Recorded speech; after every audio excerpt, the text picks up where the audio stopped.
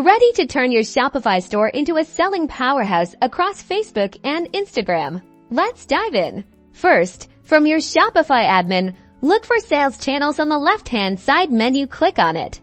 Now, find the Meta Sales Channel card if you don't see it. Click Add Sales Channel and search for Meta.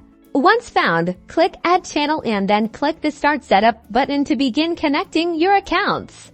You'll be prompted to connect your Facebook account. Select your Facebook Business Manager and your ad account. Make sure you have admin access to these. Next up is data sharing. Choose the highest level of data sharing possible. This will allow Meta to optimize ads and improve your shop's performance.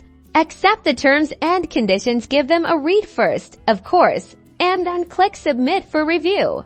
Now, let's connect your Instagram business profile. Follow the prompts, ensuring you're logged into the correct Instagram account. Finally, set up product synchronization to automatically update your product catalog on Facebook and Instagram. This keeps everything consistent. And that's it. Your Shopify store is now integrated with Meta products. Will start syncing, opening up new avenues for sales. Be sure to check your Facebook and Instagram shops to confirm.